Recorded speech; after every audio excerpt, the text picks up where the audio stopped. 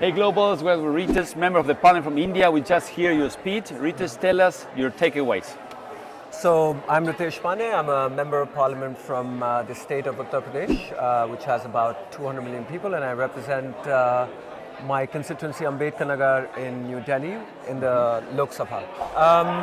My takeaways from TOA is that, for me personally, it's a good space to bring India to the startup world and community, and talk about areas especially relating to climate change and, of course, climate tech and AI.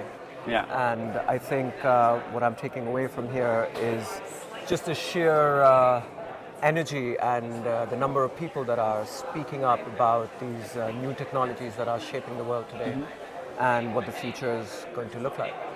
So how do you see that challenge on climate tech of on one side we need to take care of the world, on the other side we need to feed people? Yeah. So if you look at the sort of UNFCCC goals that are out there, for developing countries like India, the pressure of reducing their energy consumption, or the idea of reaching out to reduction in carbon emissions can be a little bit challenging, especially given the fact that we have 1.4 billion people that need to be getting energy on a daily basis. They need to have cars, they need to have electricity, they need to have air conditioning, all of these things.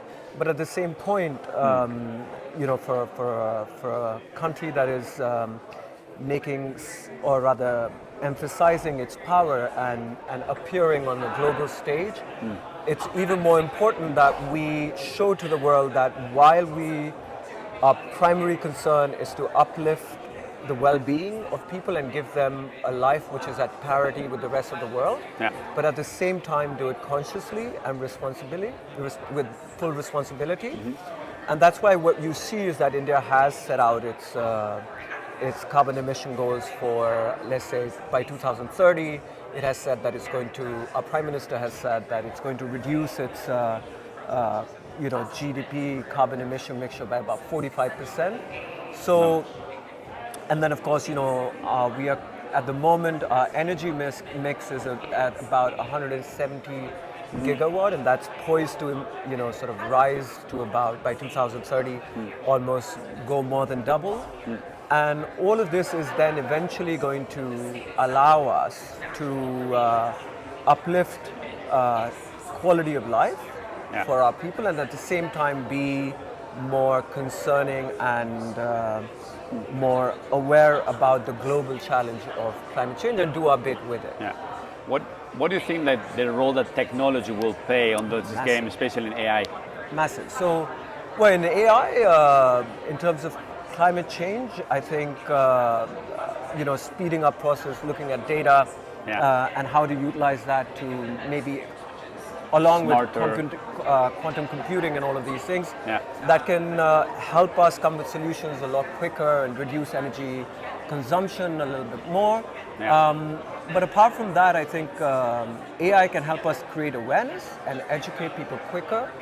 And at the moment where the struggle in India, for example, is for the basics in life, but if simultaneously we can find a way to educate people that these things can go together, and maybe AI can play a big role in that. I see that happening. That is somewhere that AI can contribute a little bit more. But in the future with AI, I think the challenges are around policy at the moment. It's more around transparency, how it's going to affect democracies, data privacy, all of these things. And I think that sort of overshadows, at the moment, the use case scenarios, which are not very much apart from, whether it's ChatGPT and other platforms that are using it. By the time AI 6 or 10, GPT 6 or 10 comes around, that's when you will see more and more. Foundation. Yeah, exactly. So it's really the foundation, and it's important that right now the basic issues are addressed where, nations, people, countries are more safe with the technology. Well, it's great to hear from India your perspective. So Ritesh, thanks for being for Globals TV. Nice to meet you. Thanks for coming all the way. Thank you. And for the vision. Yeah, and Cheers. I wish you all the best for your training. Thank you.